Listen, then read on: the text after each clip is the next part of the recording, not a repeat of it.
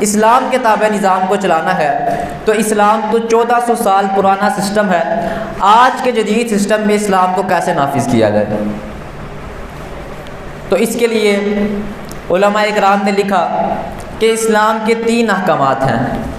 پہلے احکامات جو اصولی احکامات کہلاتے ہیں کہ جن میں کسی بھی قسم کی رد و بدل کی گنجائش نہیں ہے۔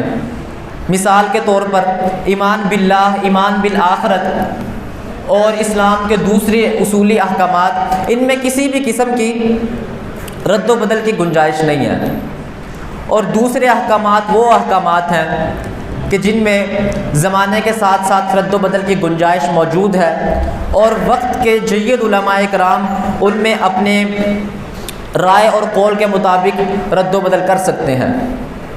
تو یہ جو ہمارا سسٹم ہے یہ اس دوسرے جو ہے اسلام کے احکامات کے تحت آتا ہے کہ جید علماء کرام اپنی اپنی رائے کے مطابق اس سسٹم کو اسلام کے ڈھانچے میں ڈال سکتے ہیں۔ اب یہ سسٹم جو اسلام کے ڈھانچے میں ڈال جائے گا، اب اس سسٹم پر چلنے والوں کو اسلام نے کہا متقین، کہ یہ لوگ متقی ہیں۔ اسلام لانے والے 2 طرح کے لوگ ہیں، ایک کہ جو لوگ اسلام لے آئے اور ایمان لے آئے اور مومن بن گئے، اور دوسرے وہ لوگ ہیں جنہوں نے اسلام پر ایمان لانے کے بعد اسلام پر عمل کیا اور عمل کرنے کے بعد اس کو اپنی زندگی میں نافذ کیا۔ انہی لوگوں کو قرآن کریم نے کہا کہ یہ لوگ متقین ہیں۔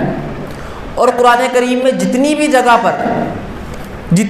پر جنت کا ذکر آیا اور جنت کی خوشخبری سنائی گئی، وہاں پر کسی بھی مومن کو جنت کی خوشخبری نہیں سنائی گئی۔ فرمایا اعدت للمتقین، مومنین میں سے بھی جو لوگ متقی ہیں ان کے لیے جنت تیار کی گئی ہے۔ اور متقی کون ہے؟